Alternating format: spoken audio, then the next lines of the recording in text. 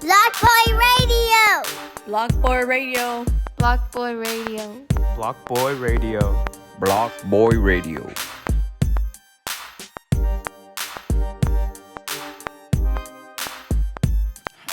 Block Boy Radio, what up, what up? Block Boy, what's up? Hey, once again, welcome back. Hey, your boy Hector Loke, myself Dodger, and our boy right here, Miguel, coming from our neck of the woods. Well, my neck of the woods, right? That's right, North Hollywood. North Hollywood, Right. that's See what's the up. hat? Yeah, Damn, repping. That's right. right. So people that don't know, hey, Miguel, he's one of the guys that you could say that started from the bottom and came up, right? And we're gonna get into that. But now this guy is running his own dog breeding business. La Familia Kennels. Familia Cano. La Familia Kenos, and running his own tacos, estos tacos, right? Taqueria. That's the Tacos Yeah. Catering. Yep, catering. And And those then, tacos are fire. And we got yeah. them a few times. yeah. Yes.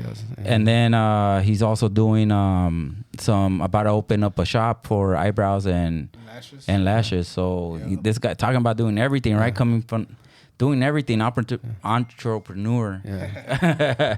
The legit of it, right? Yep. Hey, Miguel, right? So that's a lot of people know you by Miguel, right? A lot of people know me by Miguel. You know, the homies know me by Baloo. Baloo. You know, I grew up North Hollywood. That's North right. Hollywood area, you know, and Where in North Hollywood? off of Oxnard and Cahuenga. Yeah, but you didn't start there, right? No. What's your background? What's your family from? So my dad is from Guatemala. My mom is from Mexico. She was born in La Ciudad de Mexico, All right. but was brought out here about the age of 3. Oh, so So she was raised out here. You know, she was raised out here. She's never been back. My grandparents are from Michoacan. You know, Okay. but yeah, so that's my background: Guatemalan and Mexican. All right. And let's start off with like what I always ask people: where were you born at? General Hospital, baby. Whoa. Oh, General Hospital, baby. He's active over there, baby boy. Yeah. You know what I mean? Hell yeah. It is what it is, dog. It is. Yeah. I drive by that shit. I was like, look, I was born right Yeah. there. And my kids were all like, that shit looks abandoned, Dad. I think it is, right? It is. It's a bad place to go. They built, I guess, another spot Yeah. right in front of it now. So, yeah. But They're yeah. like, if you go there for emergency, you're dying there, homie. Yeah, That's like bro. the rap, but Oh yeah. like a lot of solid people came out of there. Yeah, I remember going there Yeah. as a kid, man. I remember breaking my hand and going over there, and then, dude, I remember being there. It felt like I was there for days. Days, bro. huh? Yeah. It's worse than Swear, Olive View and shit. Yeah. Olive View on steroids. I remember walking those hallways and I'd be like, man, this shit feels like it's haunted over here. Straight up, Sure bro. it is, bro. I've been there, dog. Imagine how many people done just died in that. and shit. Yeah. Yep. We got a homie that was there too, right? That Yeah. died there. Yeah. Rest in Yeah. peace, Pask. Yeah. Rest in peace. So did you live in LA at the time when you were born? Do you know anything about that? No, so we actually we were living in Ontario. You know, when I want to believe we were living out there in Ontario when I was born.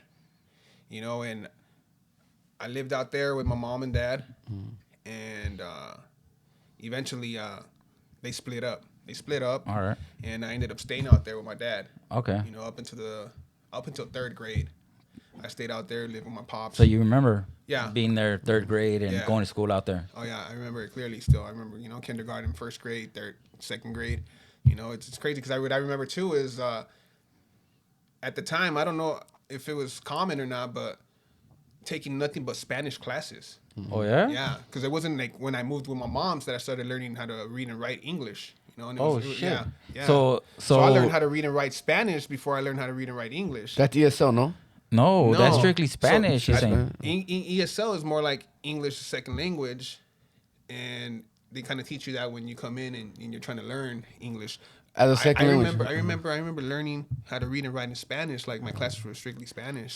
So they'll teach you like whatever about the world in Spanish. yeah, everything was in Spanish. I remember. Oh, I remember shit. that. You know, it was a trip. I've been learning about that in school, but I never knew that it went that far back. Yeah, I thought it was more like a new program.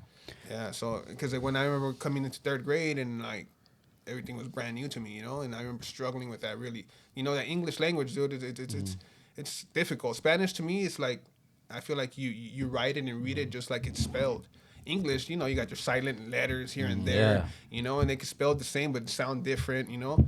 They're all different, you feel me? Yeah. So like it was a struggle at first, you know, but you know, eventually I caught on to it, you know, and Yeah. yeah. So then, after 3rd grade, you said up to 3rd grade. Yeah, so I lived with my dad out there up until 3rd grade In Ontario. in Ontario.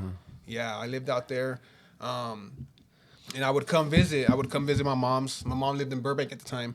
And I would come visit my mom's. You know, sometimes we used to come pick up my sister and take her back over there with us. And it was just me and my dad. And I grew up with my grandma and one of my cousins, my primos. And up until third grade, I remember one summer I came back to visit my mom's. And my mom was like, "That's it, you're not going back." And I didn't understand at the time why, you know, but You weren't going back with your dad? I wasn't going back to my dad. Yeah, she's like, "That's it, you're not going back with your dad." And, you know, it's mainly because at the time my dad wasn't doing so good. You know, my dad's an alcoholic, recovering alcoholic. He's been, I want to say, sober, I think 10 years plus Yeah, years. props to your pops, dog. Yeah, Hell so, yeah. you know, and you know, living with him, I remember growing up with my pops, it was like, it was normal to me to see him drunk, passed out. You know, it was no big thing. Like, it was just normal to me. You know, be driving down the street and my pops would fucking boom slam into the car in front of us because he just fucking fell asleep. You know, and Faded. yeah, you know, and that was just normal life for me. Like, you know, going to parties and fucking him passing out drunk and this and that, and you know, and the party lifestyle.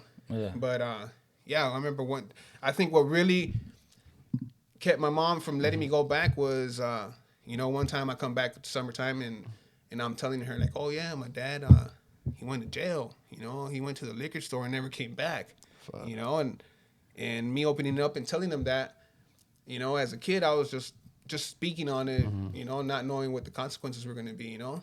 Yeah. And it kind of you know, fucking. Mom was like, "Charlie, you're not going You're back." not going back. You're staying here. Like, you're like, what? What happened? You know, my dad went to the liquor store and never came back. How was Pops feeling about that when you're not going back? You know what? I think it was, I think it took a toll on him, you know? It took a toll on him, and because our relationship, it was a strong bond right there with me and my dad. And when that happened, you know, like, I think aside from him being an alcoholic, he did drugs too. So I think when that happened, I think he went on the run, you know, because from the ages from like, third grade to as a teen, I only seen him like a couple times, like I want to say 3-4 times at the most. Yeah, you know, he'll show up every now and then, and that took a toll on me too. I bet. Know? Fuck yeah, because it actually brought up a lot of, you know, I started growing anger and hate. Yeah. You know, at one point I remember getting news that my dad was really sick in the hospital and that he was getting ready to just, you know, go. And I was like, all right, well, you know. I could relate to that part because I never grew up with my pops. So for me, it was like no biggie. I don't give a shit about my pops. There's no feelings there, you know what I mean? Not like nothing like intense. But my brothers, you feel me? Pops was in and out. And I seen the pain that he caused on my brothers because he was in and out. Like, of their lives, you know what I mean? Yeah. And I seen the pain. I was like, fuck, how come I never felt that? Because I never had that relationship. But you having that good relationship with your pops, you know what I'm saying? And then, like, where the fuck he's on the run, like you said. Yeah. Like, fuck. Yeah. You're a kid, homie. Yeah. Managing these feelings. I still remember those feelings, you know? That hurt turned into pain. You know, I mean, that hurt, pain turned into hate, you know? And at one point I was like, fuck that fool, you know? Like, like I don't, and I would see him every now and then, and it's like, he would still be drugged. So there's like, I remember one time specifically, I had family in Vegas, went out there, and he showed up, and this fool got drunk, and I was like, this motherfucker, you know? Like, fool, you should be like spending time with us, you know? And thinking to myself, like, you know, like, this shit pissed me off. And like, this is who he is though, you know? And so like there was no really, that love was gone, you know, and I think he noticed that too, you know. But growing up with my pops, I mean, I guess you know, my mom was like, "That's it, like you're staying here." So I ended up staying with my mom's from like third grade in Burbank. You know, we grew up in Burbank. What part? It's off of Thornton and Fairview. It's by the airport. It's not too far from the airport. It's just literally a couple blocks away from the airport. Okay. Yeah, right there. How's that like during that time?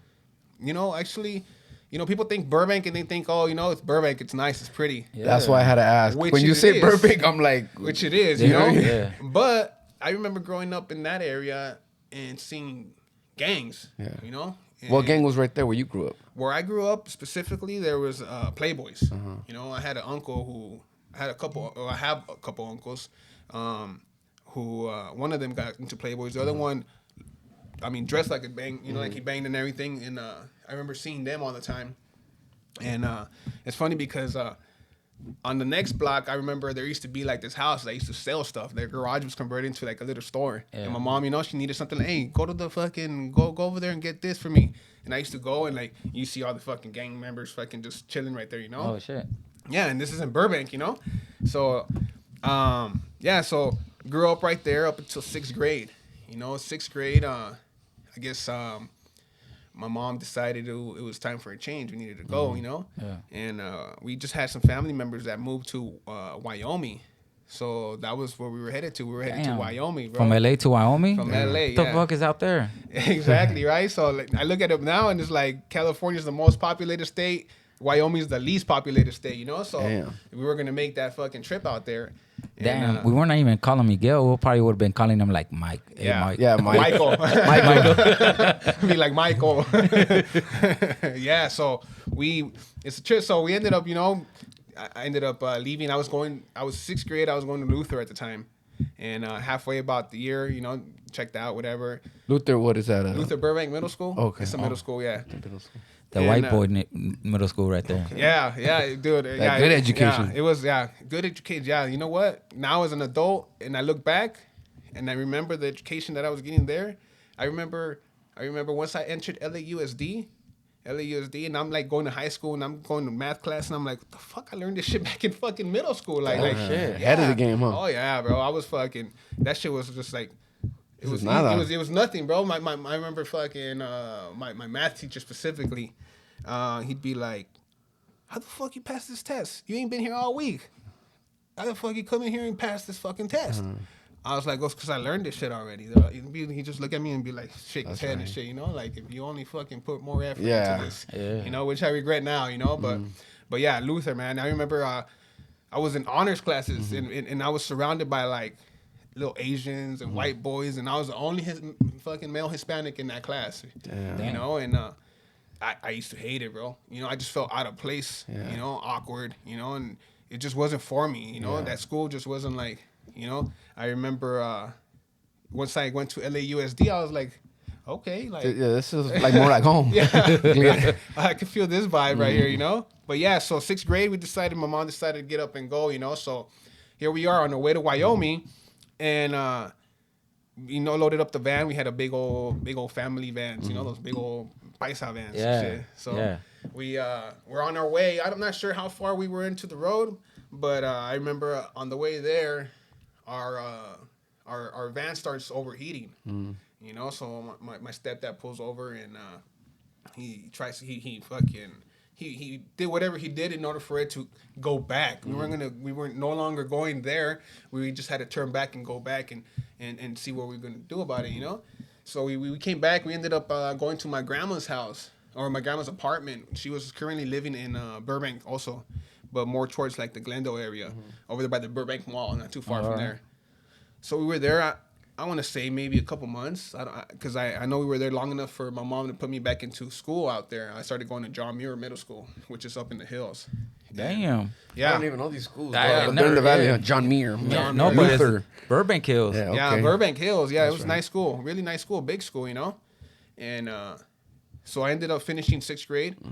After that, I want to say, okay, so we went to, we moved out of my grandmother's house because at the time I'm the oldest, and I had 2 little sisters and 2 little brothers. So aside from us 5, it was my mom and my stepdad, and you know, got 7 people living in the living room, you know, and my grandma, I guess, you know, said, you guys got to shit the spot, you know, y'all been here too. So we went to my tia's house, and she lived in North Hollywood, and we stayed there for a little bit. I can't recall how long we stayed there for. But what I do remember is apartment searching with my mom's. You know, we started looking for apartments. You know, the Wyoming thing was out the picture. Like, we weren't going to Wyoming no more. Now we're just trying to get settled in somewhere. You know. Yeah. And yeah, so I remember going. It's crazy how things can turn out. You know. I remember going apartment hunting, and we went to this one apartment, big old apartment building. You know. And at the time, I didn't think nothing of it. You know, we checked it out. It didn't work out. We ended up finding an apartment on Oxnard and Cahuenga, which was the next street over from where my tia lived. So it kind of worked out, you know. My mom was close to her sister, you know, so they were kind of close. But the other apartment that we were looking at was on Magnolia and Denny. Now, if you know Magnolia and Denny and you know Oxnard and Cahuenga, you know that they just don't mix. You know, it's rival. You know, rival neighborhoods. You know, so you know, I always wonder like, what if I would have moved to Magnolia and Denny? You know, like my life would have been either from that neighborhood or who knows? You know, I don't know. But yeah, so we ended up moving out to Willow Crest Street. That's what it's called, and I checked into. That's when I started going to Walter Reed. All right. That's when I started going to Walter Reed and got into LAUSD, and it was pretty good. You know, it was good. You know, my mom and my stepdad my stepdad he worked he did his best to try to raise us and give us what he can, and show us a good time. You know, he wasn't loving like, oh, come here, mijo, let me give you a hug, I love you, never that. You know, ever, That affection, never. But he never made me feel like out of place or less than my brothers and sisters. You know, he always like he treat everybody like equal. Equal.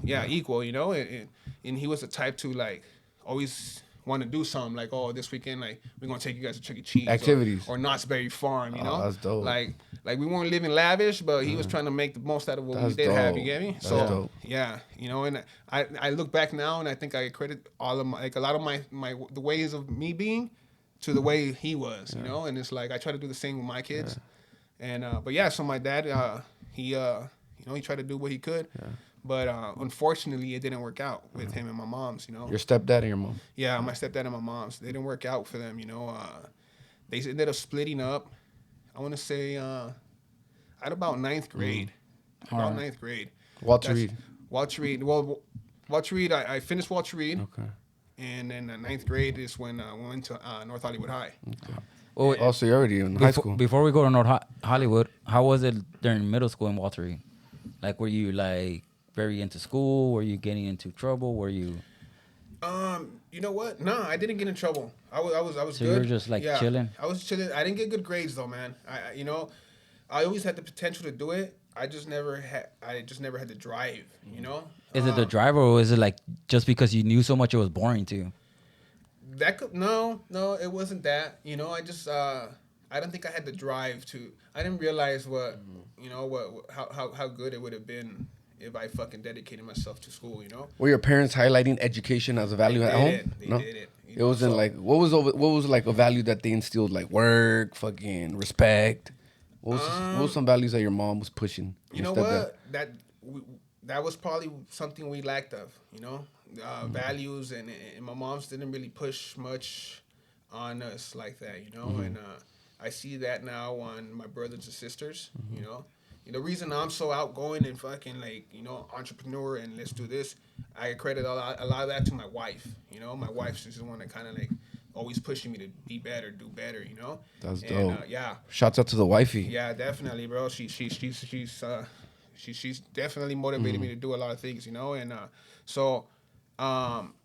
you know, because now, you know, my kids come home with some bad grades, I'm on them, you know, like what the fuck's going on, you know, we're going to change this shit, we got to fix this shit, you know. Back then, you know, my mom, you know, come home with fucking fails, and my mom, she get upset, but it wasn't like much to it after that, you know.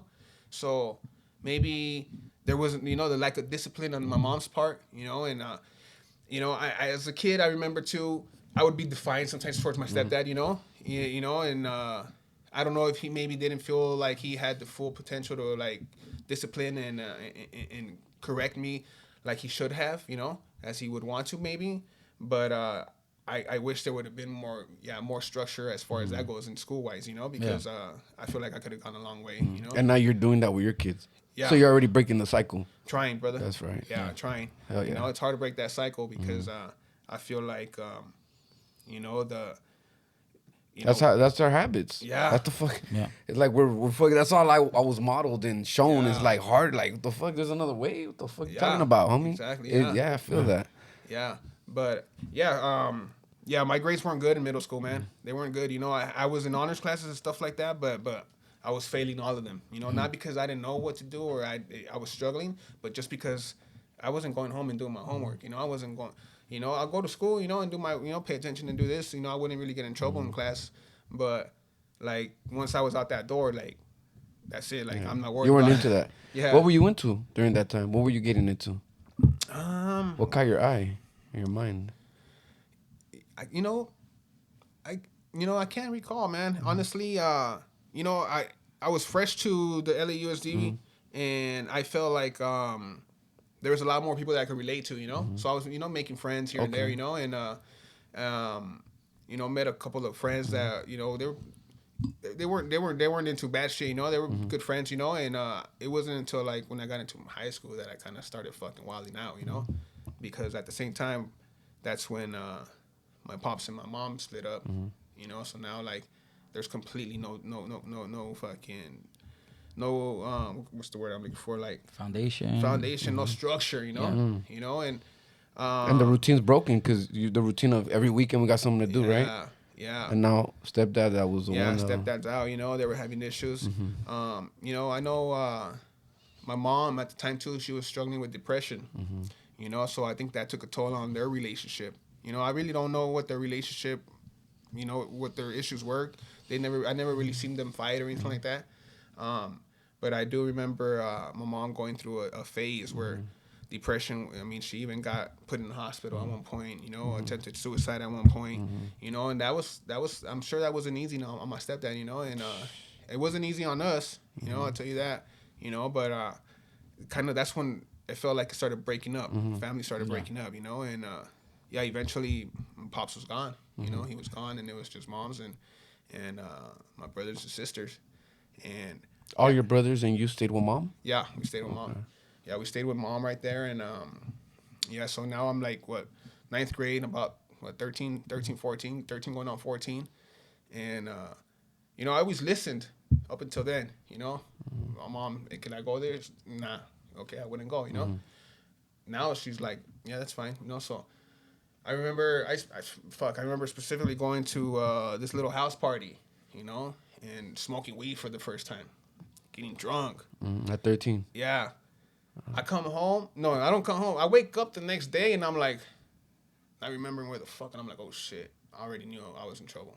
I was like... You felt that shit in your heart. Yeah, You're I like, felt fuck. that shit, Mom's comes in, starts talking shit, and she's like, you ain't going nowhere, You fucking don't even have to go anywhere. You're fucking grounded. I was like, all right. Fuck it, take it. It is what it is. Yeah. 2 or 3 weeks go by. Everything's cooled off a little bit, and then she's like, I was like, hey, can I go? My friends. She was like, yeah, you can go. Boom, did it again, bro. Same fucking thing. Got fucked up, got drunk, and fucking came home all fucked up, and yeah, this time there wasn't that. She didn't really press me that much. You feel me? And then I was like, all right, well, as a kid, you try to take advantage of every situation. If you can get away with it, you can get away with it, And then, boom, that happened. And then, I was like, all right, well, fucking, there was no fucking consequences to it. So I'm going to fucking see what else, And just, it wasn't more like, oh, I'm going to try to take advantage of it. It was more like, all right, well, fucking, it started leading me to hanging out with the wrong crowd, I guess you could say, Yeah.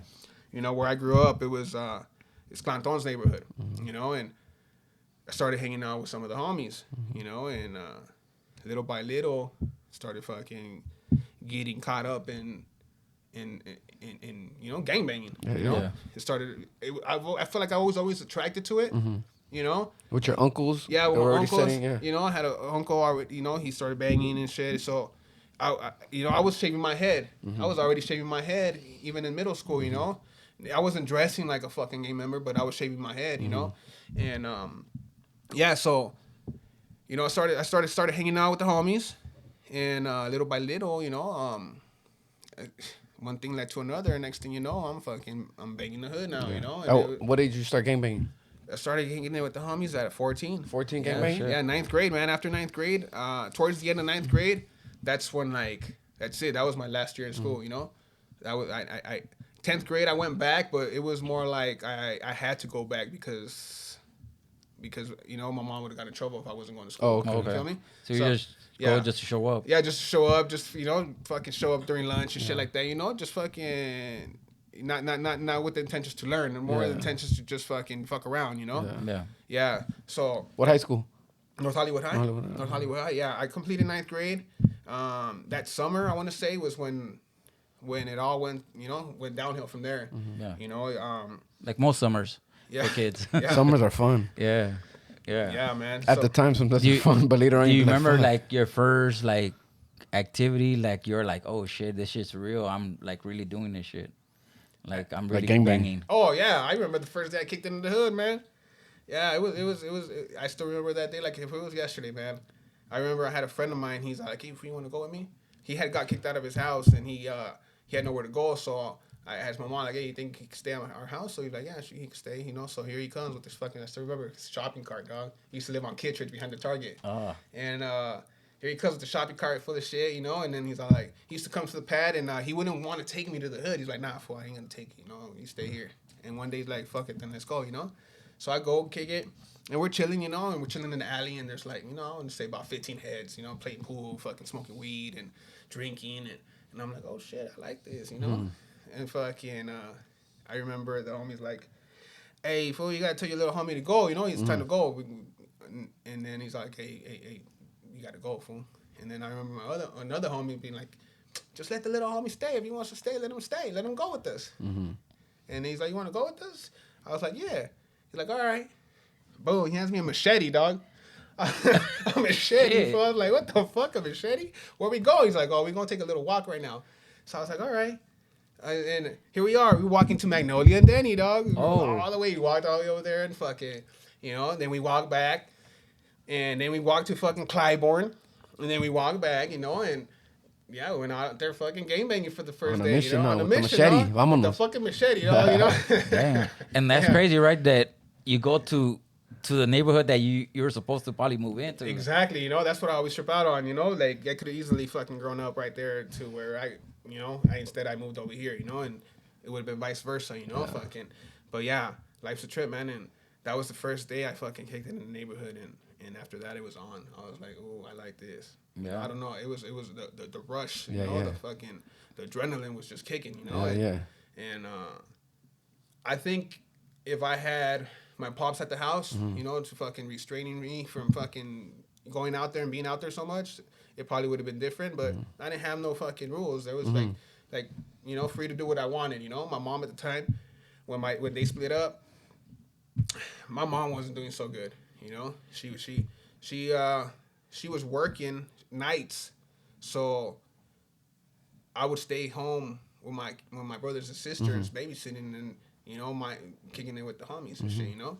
And so she didn't really have control of what I was doing, you know, most of the time. And yeah, so about that time, we get an eviction notice, you know? Get an eviction notice. It's like, you know, my mom never worked.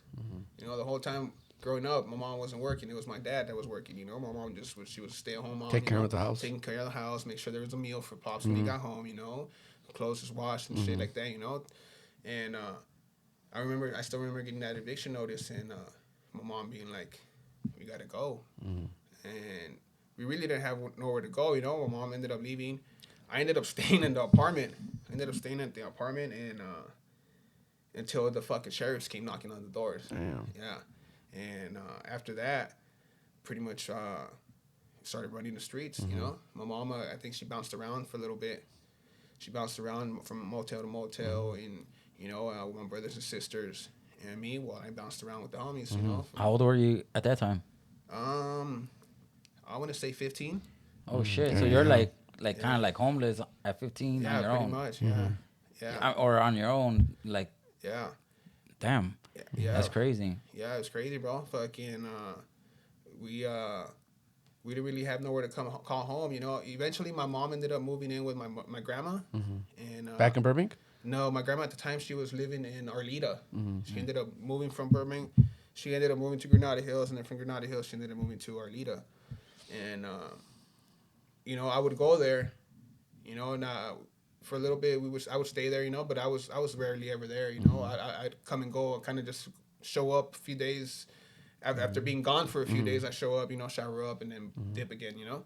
And that was just life for me, you know. I was just out running the streets, fucking with the homies and shit. Were drugs involved already? Like actively? Yeah. Drugs were involved? Yeah. So when I fucking smoked weed for the first time within that month, dog, I tried fucking weed, coke, meth, fucking everything. Yeah, 14, 15. Yeah, 14, 15. Fucking bring it on. Let's try it, Let's you know? go. And, yeah, you know, and not realizing that, you know, I was an addict already at a young age, you know? It was, You know, I always say that there's two kinds of people: people that try drugs and don't like it, and people that try drugs and like it. You know, your body doesn't like it, like it. You know, my body liked it though. You know, straight up. I tell people I'm still an addict. You know, that I might have been sober for 8 years, but I'm still an addict. You know. How many years you got sober? 8 years. Yeah, congrats. Yeah, thank you. 8 years. Thank you. Yeah. You know, so at that time, it was just meth, though. I was just stuck on meth. You know, it was nothing else. It was just meth, and running the streets with a couple of our friends. You know, I went to jail for the first time. I remember going to jail. We were on a police chase, fucking police chase all around Panorama City. Damn. Ended up crashing. You know, and Juvenile hall or you went Juvenile Hall. county? Yeah. Juvenile Hall. Went to Juvenile Hall for the first time, and Central Juvenile Hall. I didn't even go to Sylmar. I went to Central, and I don't know why, but yeah. And I remember my mom picking me up. I was like, damn, like, fucking walk of shame, fucking walking towards her, you know, like, you know, but again, there was no discipline, there was no fucking consequences, so back at it again, you know, out back in the streets again, you know, and it was the same thing, man, for the next few years, you know, and just running the streets and gang banging, you know, and getting high. I was, you know, out there making a little money here and there, but it was nothing to where like, oh, this was making balling and shit. Nah, it was just mainly like kind of supporting my habit and trying to get by. You feel me? And so I was doing that for a while, and at about what was it? 17, 18, I met my wife. You know, we were just friends at the time. You know, we were. So that was my homegirl, you know. She was in a relationship. She had 2 kids, you know. That was just a homegirl. We had different homegirls, you know, plenty of homegirls, you know, and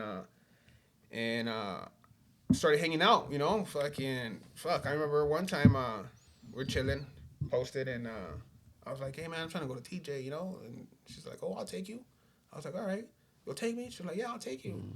So fucking mad love. Yeah, so here we are, dog, on the way to TJ and shit. I've been up for days, and fucking I'm about like 10 minutes away from TJ, and I crashed, bro. I fucking crashed. Oh shit. Fucking fell asleep on the wheel and fucking totaled the car, and the car was wrecked, bro. And I'm like, fuck, I'm my bad, you know. She had work. I'm like, fuck, I'll see what I can do to get you a fucking ride to work every day. You know, I felt fucked up, and so fucking crashed. We still ended up going to TJ, bro. What are you guys gonna do out there?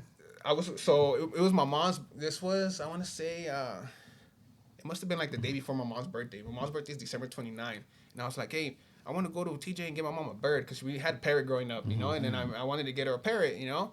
And I was like, let's go to TJ, you know, that's where we got it from. That's where we got the parrot from. We fucking went to TJ and we snuck it over and shit. So I was like, let's go. You take me? She's like, yeah, I'll take you. So let's go.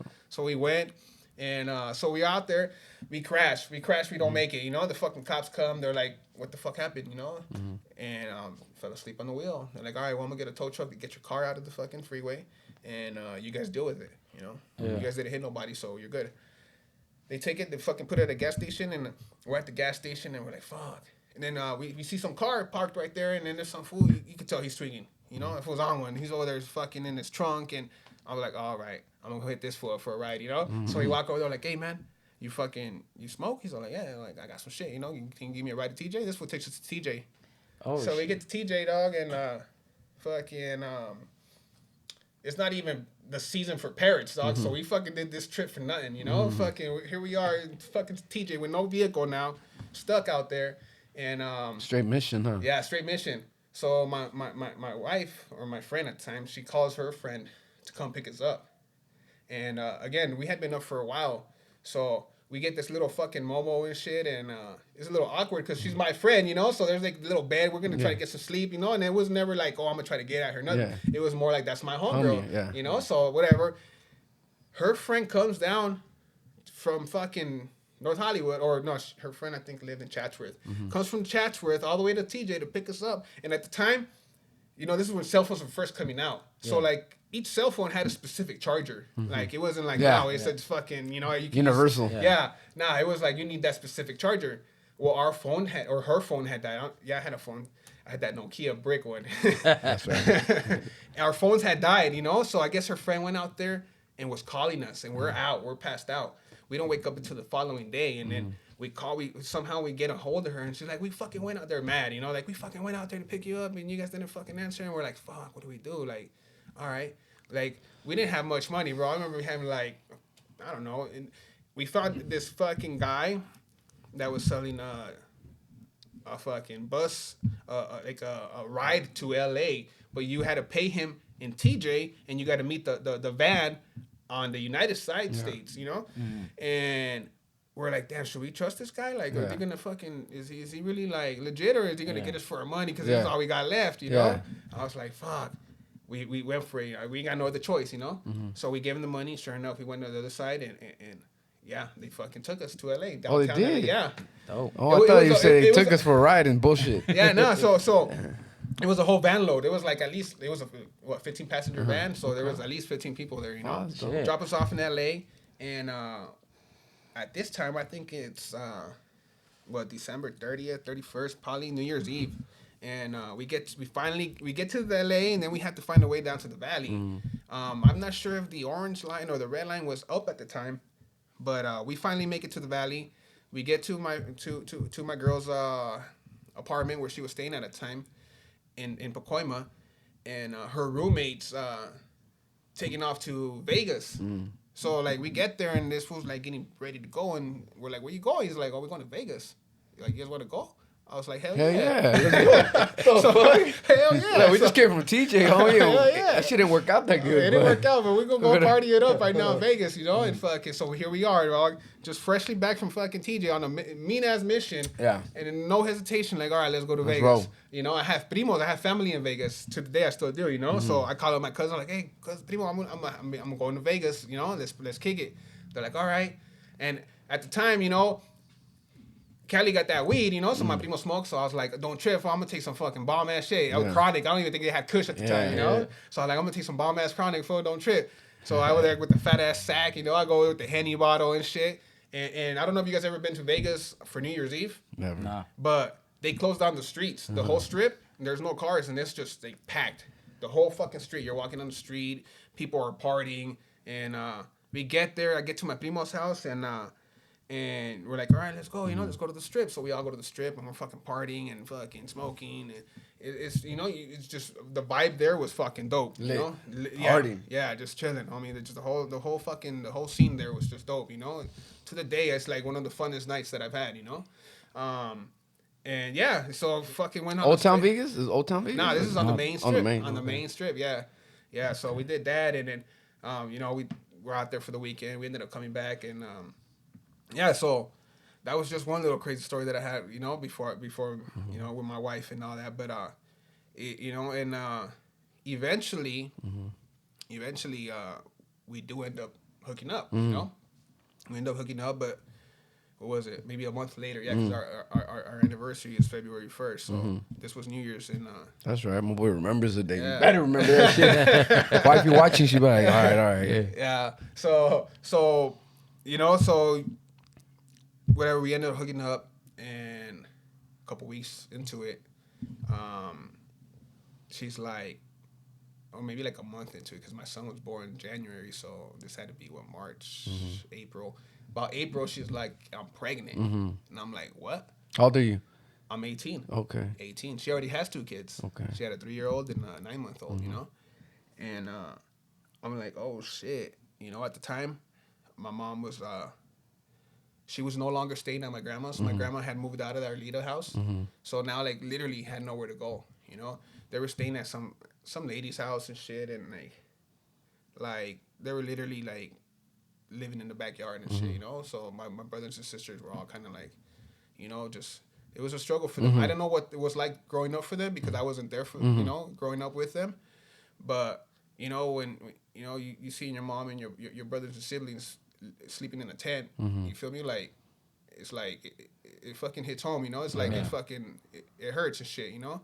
So, at that time, man, I had nowhere to go, bro. My addiction was, like, to the fullest, you know? I'm fucking, you know, I can't even describe what it was like at the time, you know, but when I got that news, I felt like I got to do something. Yeah, when you got the news your wife's pregnant? Yeah, I got to do something, you know, like, and on her side, she's like, damn, like, how am I going to tell this to my mom? She like, I never even met her, you know, and, like, she's already, like, I'm sure she's already hearing it from her moms, you know, about the 2 kids that she got, you know, here comes another one, you know. You know, her first baby daddy, he was in the feds. He was doing some time, he had got deported to Mexico. He's an illegal, and then he came back and got caught up again, and so he was doing some time in the feds now, and so here she is pregnant by another fucking gang member, and so I could just imagine what her mom's fucking thought process was, and at the time, my wife she was using too, we were both using, and I was like, well, you know what, I had my primos in Vegas were like, hey, primo, why don't you just come out here, fucking, we'll hook you up with the job. They work in the union. And I was like, all right, sounds good. And I'll do it. I'll fucking move out there. I think I'm going to move out there. And it was a hard decision, bro. I still remember fucking sitting in my homegirl's house, and she had bunk beds. And I'm laying in the bottom one, and I'm like literally crying, dog. Like fuck, what do I do? Like what the fuck do I do? Like what should I do? And I was like, you know what? Fuck it, I'm gone. I had another homie right there too, and I'm like, hey, fool, I'm going to Vegas. He's like, what? For the weekend? I'm like, nah, fool, I'm gonna go out there and stay. He's all like, fuck it, let's go. So here we go. Me and my boy, we head to Vegas. I tell Wendy, I'm like, hey, I'm going to Vegas. Do you want to go with me? She's all like, nah, I don't want to go to Vegas. I was like, all right. And she must have thought I was fucking around or playing, and so whatever, I take off. And then she calls me like, where you at? I'm like, I'm in Vegas. She's like, what? You fucking left? I was like, yeah, I left. Told you? I told you I was leaving. And then we get there. My prima came through. She came like that. Fucking came, picked my ass up, and fucking drove right back. Damn, that's right. Yeah, And we go out there, and we get there, and like first thing, my prima's man, he's up to no good. He had just got out of prison. Oh, okay. So we start fucking hanging out with this guy, and we're on our way to Arizona with this guy. This is like a couple days later.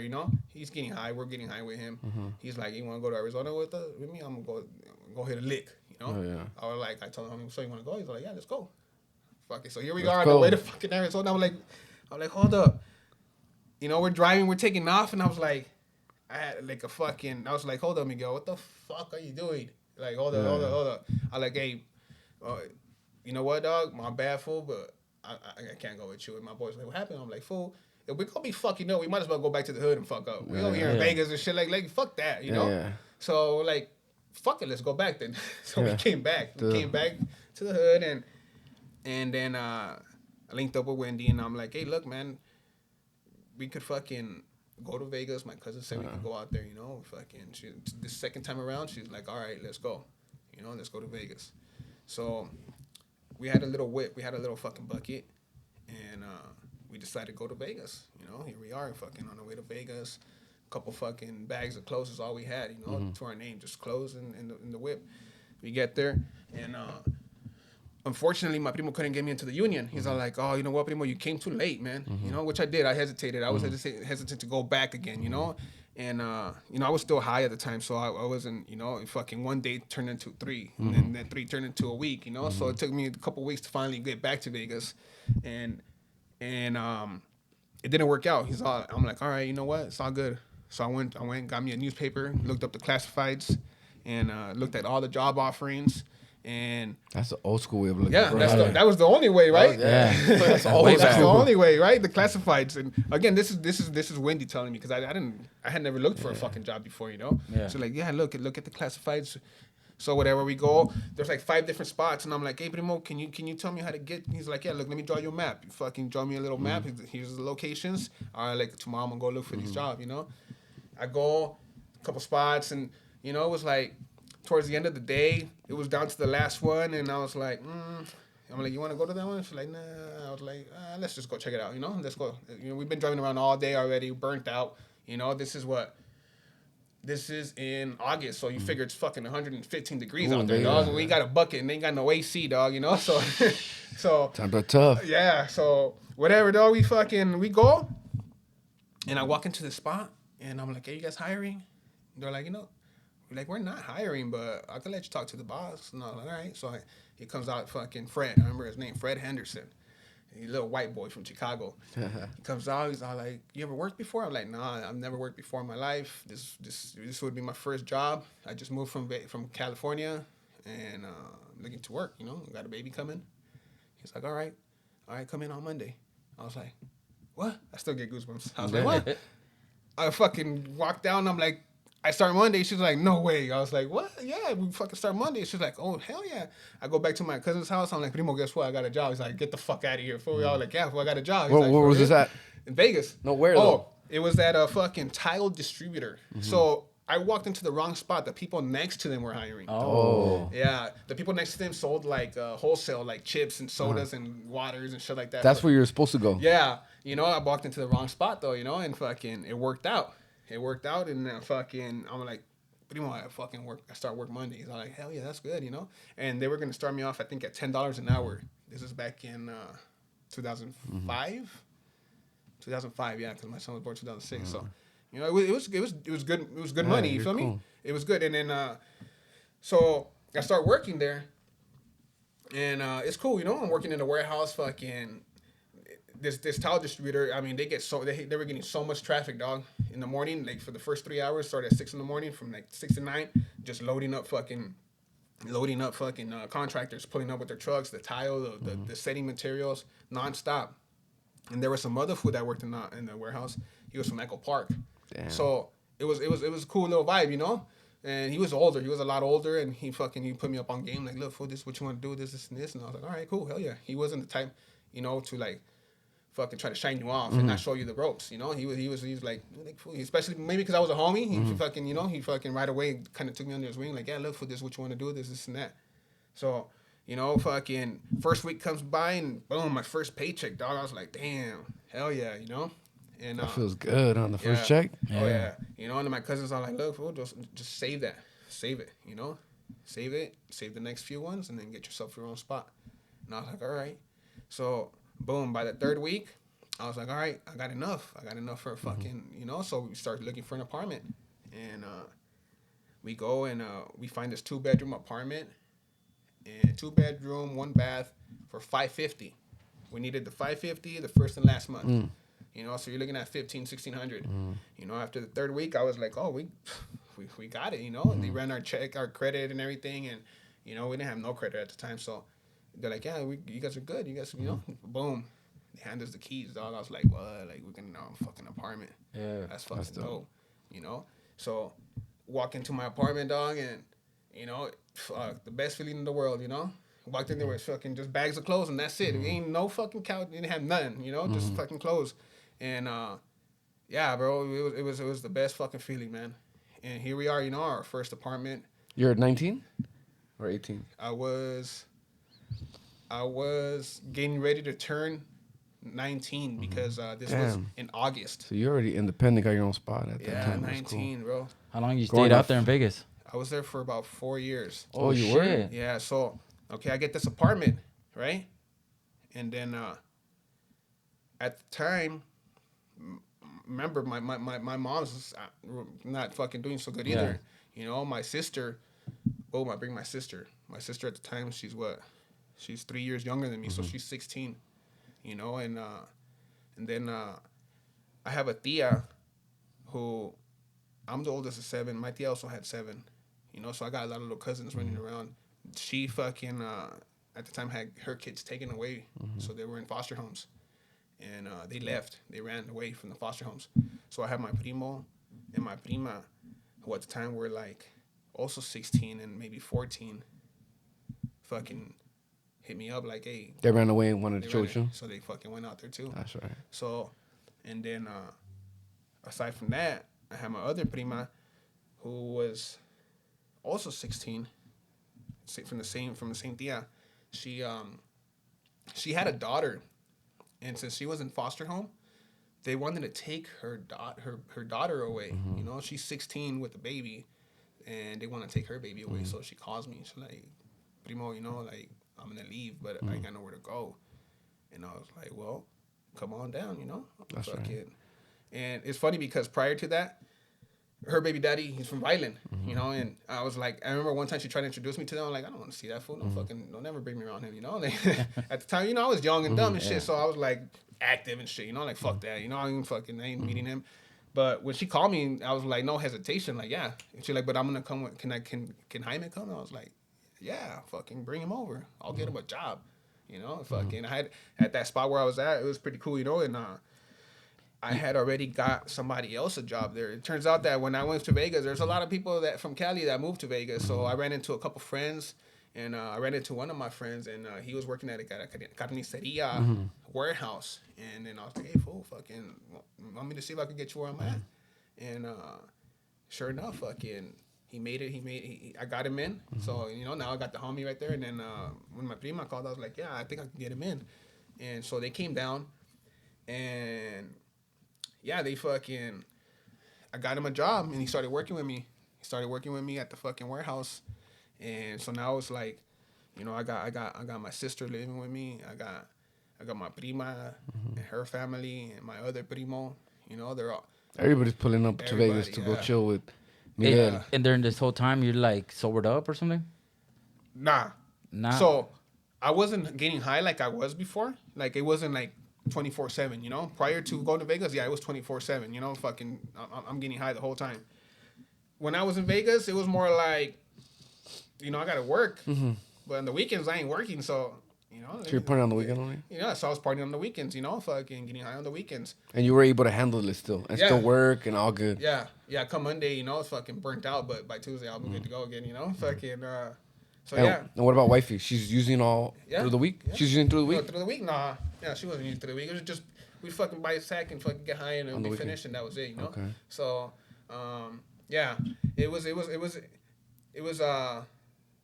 getting high wasn't number one priority anymore. You feel me? Okay. But I was still an addict, so I was still wanting to get high, you know? Yeah. But yeah, and then, so we were there for a while. So trip out on this, when we were at that apartment, so we moved in there in August, okay? By December, this is even before my prima got there, and my sisters and them. I'm going to work one morning, and fucking, I see some guy, like in the parking lot, like suspicious, I was like, what's up with this for, and whatever. Went to work, came back. The next morning, this is like 2 days before Christmas, okay? Fucking, I go out and the window shattered on some fucking vehicle, and I was like, what the fuck? Whatever. Well, the following night, me and my wife, we stayed up that night, By that time, I already had my whole apartment kind of set up, I got beds in the bedrooms, I got couches now, I got dining set, I got everything, refrigerator, TV and shit. And we got our Christmas tree up. Nice. So we had just bought all the presents and shit. So we're up late, wrapping up all the presents. And it got late, and then we fell asleep. And then next thing I know, I'm getting woken up. Like, wake up.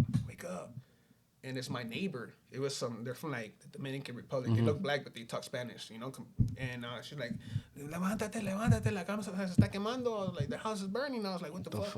I look, and like, bro, from the window, you could see like it red. Like, you could see it red. And I was like, what the fuck? So I run to the room, get the kids, and take him out. And I run back inside, and I was like, I grab a fire extinguisher, and I pull open the fucking curtains, and I pop open, because I'm thinking it's just the ceiling that's on fire, you feel me? So I'm like, I'm about to fucking turn that shit off. As soon as I opened that window, the smoke fucking came in and just, boom, hit me in my face, and I fucking fell. I was like, oh, fuck this. So I left. I got out, went downstairs where everybody is at. I look up, dog, the whole building's on fire. The whole building, two buildings are on fire. They transferred over because of the tree. And next thing you know, you just see the roof start caving in. Oh. And fucking just chaos, dog. And then mind you, this is 2 nights before Christmas, and it's a trip because that night, every night I would fucking go make sure my door was locked and everything. That night I didn't lock the fucking door, dog. So your neighbors went inside to save your ass. Yeah, because she noticed that we weren't coming out. She was like, hey, my neighbor and the kids, they're not coming out. Like, what's up? What's the deal? So it was her fucking. She went up there and fucking called us out, dog. Yeah. Saved your life. Saved our fucking life. Straight up, yeah.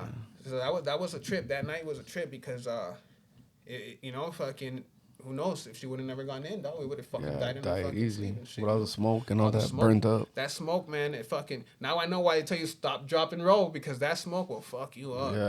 That shit hit me like a fucking just like a bat to your chest, boom, just fucking down and out, dog, yeah. And so we're looking at the fucking apartment burn down, and I'm like, damn. they gathered everybody, 28 apartments. This fool. So that fool that was out there that morning, he tried to light his girl's apartment up on fire. Oh. Yeah. That fool ended up getting caught years later. Well, he did a good job because he lit up the whole block, huh? Oh, that motherfucker lit up the whole block. Pass. Yeah. At least they caught him. Yeah. And so they gathered everybody. So now 28 fucking households are left with no fucking nothing, home. yeah. You know, nothing. More apartments burned, but there was 28 completely lost. Like that's it. Like, you guys can't fucking... You couldn't even go back in there. You couldn't even go back in there, bro. And then fucking... So they take us to this high school that's across the street. And we're fucking gathered up right there. And I remember the Red Cross coming and FEMA?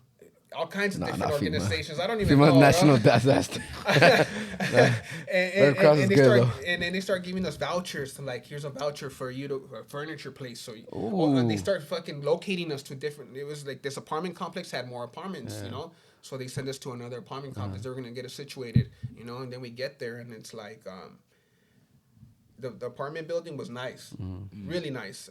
I mean, luxurious inside, you know. Damn, I like it. And but the surrounding area at that time, it was in the United States, it was #1 in crime rate. Oh. It was like fucking moving to Langdon and in North Hills. You feel me? The $1 Million Black. Crack fucking sales Central. like crack central like a motherfucker, dog. Inside it looked really good, but outside it was... whew. you know. But like, I didn't give a fuck because I mean, you know, I was. Yeah. You know, this ain't no different. You know, I fucking stayed on Sepulveda Boulevard. Ain't Yeah. no big deal, you know? So go. I'm like, yeah. But they give us this apartment and they start giving us vouchers. Like, here's a voucher for this furniture place. Go get yourself a Free? bed. Yeah. Free everything? Yeah. Oh, dope. And then, you know, this is on the news and shit. That's I that good insurance, I huh, that they have. I remember getting a phone call from a doctor. They're like, oh, you know, we seen your story. Oh, the news lady came. She's like, you mind if I go to your apartment? And I was like, nah, come on down, you know? And then, like, they interviewed me, like, oh, you know, and fucking, I'm here now, you know, but we don't got furniture and shit. So then this doctor calls me like, hey, man, I got these fucking couches. You know, they're brand new. I've had them for a few years, but I've never used them. Badass leather couches. Nice. They go pick up the couches, go pick up a brand new bed. I ain't never had no fucking brand new bed, you know. I went and picked up a brand new bed from and they took care of us, man. They did the most. You know, I got to give it up for the Red Cross, like, and all the other organizations and people that are out there to look out for people in times like that. You know what I mean? Yeah. It's like there's people out there that really go above and beyond to help people in situations like that, you know, because that's that shit, man. We fucking I remember feeling like, damn, like all our shit is gone. And really, we didn't have much shit, you know, but it was like we worked like we were just getting started and then just boom, dropped us back down to the ground, you know. But you know, it was no big thing, you know. We fucking we just kept pushing forward, you know. Luckily, we made it out alive. Nobody died, you know. A dog died, you know. Unfortunately. Oh, yeah? Yeah, a dog didn't make it out that day, but Was that the only, like, tragedy? that was Out only of all that tragedy. burning? Yeah, Holy but check fuck. out. I remember one of the neighbors. She's like, I guess you know how all people, you know, older people are in the old school. They hide their money and their fucking. Oh, yeah. Yeah, dog. The mattress? Her life savings. She was pissed, Yeah, fucked bro. up, depressed. Damn.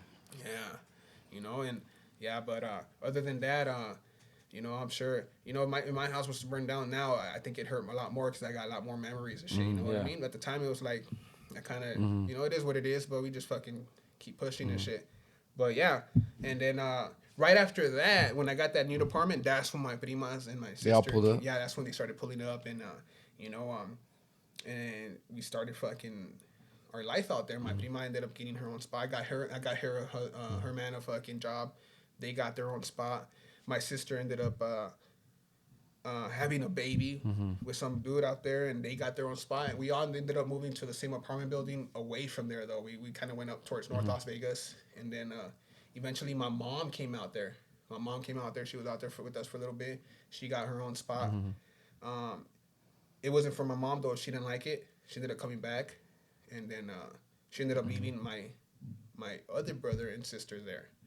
You know, and so by this time, I think I'm like 20 maybe. You know, I got my sister's living on her own now, but now I got my other sister with me, which is even younger.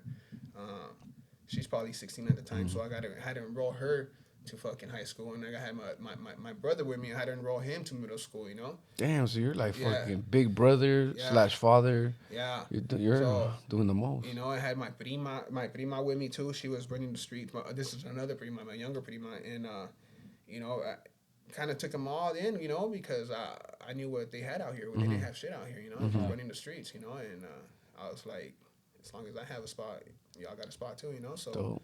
and life was good out there, dog. You know, I really enjoyed it. It was reasonable as far as like you could have a regular income and fucking be able to make it out there. You can't make it out here on the fucking regular income, bro. So what made you come back?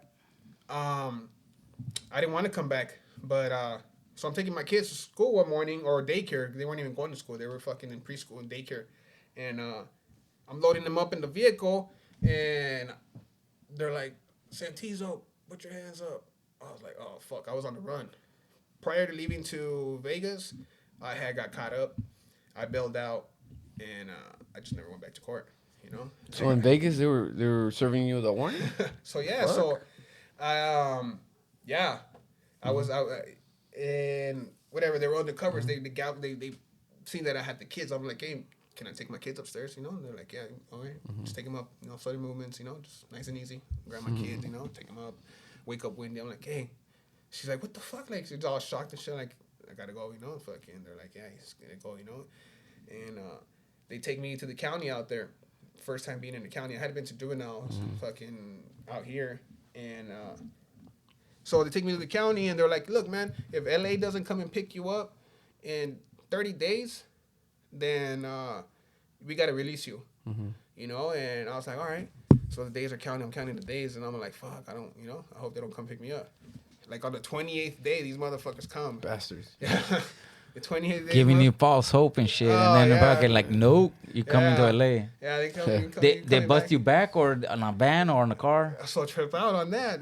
So I'm thinking like, oh, it's going to be a bus ride, you know, with a bunch of motherfuckers, you know. And then I see these two detectives come in, and then they're like, here, you got to put your clothes on. And they're like, but here. They bring out a fucking shackles, you know, and fucking here, you got to put on these underneath your clothes. Just put them on, you know, and just hang tight. You know, we'll be back for you right now. Whatever, still don't think nothing of it. I was like, fuck, I'm going back to Cali, you know, fucking long-ass bus ride right now. And when they come back and get me, they get me and they're like, and they're walking me on. I'm like, where's everybody else at? They're like, everybody else? You're by yourself. I was like, all right. And they're like, look, we're about to go to the airport right now, and we're going to walk in the airport, and we have any means to stop you if you try to run, you know? In other words, motherfucker, you run, we're going to shoot your ass, you know? Yeah. So I was like, then that's when I started getting nervous, like really getting a little paranoid and nervous, because originally what I got busted for was for a gun, you know? So I'm like, oh, shit, like, There's something else. oh, I was like, fuck. Because if they're over here looking for your ass, there's something like... You know, I was like, the whole time, now I'm in my head. I'm like, fuck. Like really? Like, so here we are, dog. We walking in the fucking airport. And I'm fucking shackled up. And we're just walking down the airport. Nobody, in front of everybody. And nobody even notices. Nobody even notices that I fucking got shackles. Yeah. Yeah, nobody's looking at you. Airport, you go in the airport, you're fucking going in. You got to do your thing. You're fucking, most of the time you're in a rush, you know? And, yeah, nobody fucking notices that I'm fucking shackled up, you know? They're like, we're going to fucking walk through, you know? And again, don't try to run. Don't try to run, you know, because we're going to have to stop you. And I was just like, fuck.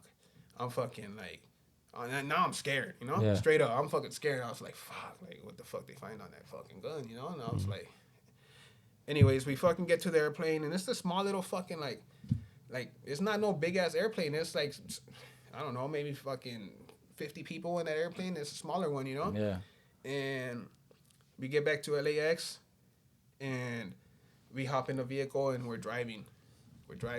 Hop on that 405, and then I noticed that we're, like, kind of passing LA County, you know? Like, I'm like, where are we going? Mm-hmm. Oh, we're taking you to Foothill Division. I was like, Foothill Division? Damn, home base. They're bringing you to the Foothill division? But I'm like, I ain't never even been to Foothill Division. Like, what the fuck we going to Foothill Division for? Like, I don't know. That's where we got, that's our orders to take you to Foothill Division. Damn. What the fuck? And I remember this, it was Super Bowl weekend, Super Bowl Sunday, dog. It was a fucking Sunday Super Bowl. Shit. So I get to the fucking station there, and I'm like, just sitting in the cell, and like, fuck. Like, what the fuck is going on, you know? Fucking wait for my court date. They eventually just take me to fucking, then eventually they take me to Van Nuys, and then from Van Nuys they take me to fucking county, and eventually, then I go to court, and, you know, fuck, when I, you know, the anticipation, you know, to hear, like, what the fucking what's the worst, you know? And then for them to be like, oh, you fucking left the state, and you're on fucking, you know, you're on bail, and, yeah, you can't do that shit. That was it? That's it? That's it? Like, the fuck? I was like, what? That's it? Oh, shit. All that. Be like, for yeah, that. that's a fucking federal law. I'm like, I had another situation like that as growing up too. I remember the first gun I got caught with. I was like, the fuck? First gun I got caught with. That's it? All right, we good. I get taken in. And I'm fucking driving, and then cops turn around. So I'm like, fuck, I hit a fucking right, throw out the gun out the car, and I fucking park the vehicle, and I take off. Get caught, whatever. And we're fucking leaving, and the cop's like, you know what? Let me just make one more fucking walk through real quick. And sure enough, fucking this fool finds the fucking gun. I'm already sitting in the car, and I'm like, fuck, this fool found the fucking gun. They take me to the station, and I'm like, I'm going to jail this time, for sure. Like I kept going in to Silmar doing the haul, but it was like a couple days, and then you're out. Nothing serious. And then this time I was like, all right, that's it. I'm gonna go to camp this time, And This is when you were younger. yeah, this is then. younger. Yeah, I'm just Okay. putting into those situations that and then so when I'm at the station, they're like, we need you to come over here and sign this, and your mom's here to pick you up. I was like, what? And it was a curfew ticket. Oh shit. I was like, That's it?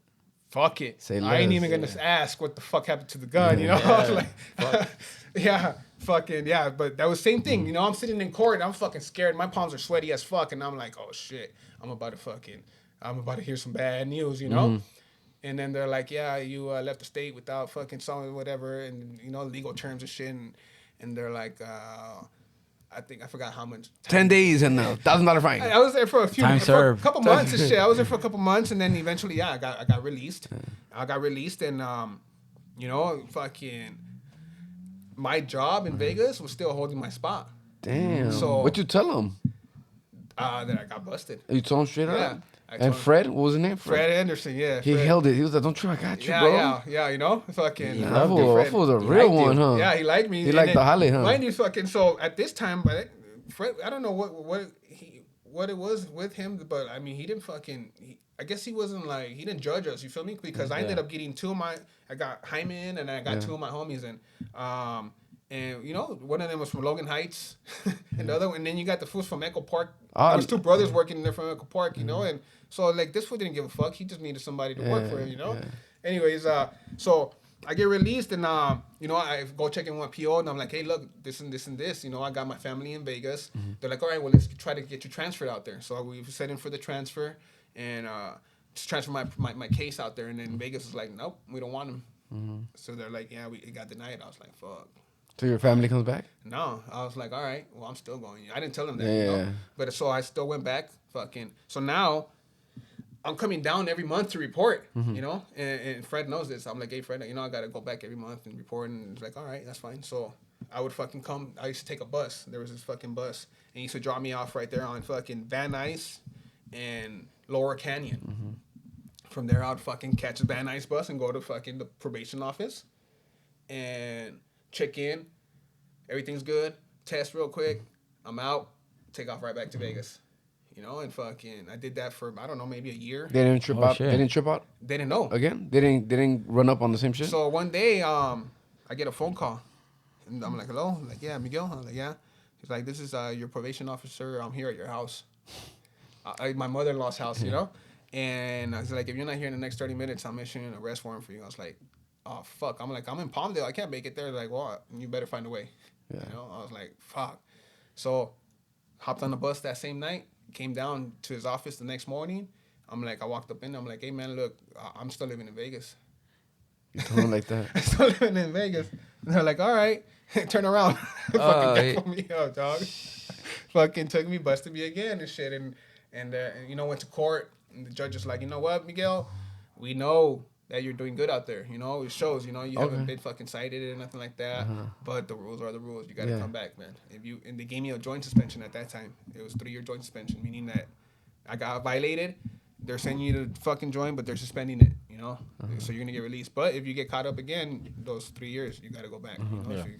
So anyways, so I called Wendy. I'm like, hey, man, this and this has happened. And she was like, all right, well, I guess we got to move back. So fucking. At the time, she was working at Verizon. She was working at Verizon out here. She left her job. When she went out there, she applied for Verizon again, and she started working for Verizon. So she was able to transfer her fucking job out here. And she started working at the Verizon in Porter Ranch, right next to the Walmart. And but it took her a little bit. It took her a little while. She ended up moving in with my prima. So now she's staying at my prima's out there. And before the Oh, transfer. because they lost the apartment over there. Well, we turned it in. We turned in the apartment. Okay. Because now we got to move back, So we got to get our shit back, And then they gave me permission to go pick up all my shit. They're like, look, we're gonna give you a 2-3 day pass for you to go out there and pick up your shit and come back. Now it's official. Yeah. After how many years of Vegas? Like 3 years, Say, 4 years? 4 years, yeah. And then you come back now because basically 2009. the system's forcing you to come Yeah, back. the system's forcing me to come back now. So Knowing that you're doing good out there, knowing they that I just was- didn't give a fuck. Yeah, I didn't give a fuck, And Bringing you back to your stomping grounds. Yeah. Knowing like The isn't it addiction, the activity. more activity, huh? And then me too, man. I didn't make the situation any better because what I did was I'm looking for an apartment now. Wendy's out there working, and I got time to spare out here, so I'm looking for an apartment. I ended up getting a little job through a job agency, and I'm working, but I'm also looking for a fucking apartment. And what do I decide to move into? Fucking my neighborhood. Yeah. We'll leave that one But for that- the next spot. The continuation. Yeah. Block Boy Radio. Block Boy Radio. Block Boy Radio. Block Boy Radio. Block Boy Radio. Block Boy Radio. Block Boy Radio. Block Boy Radio.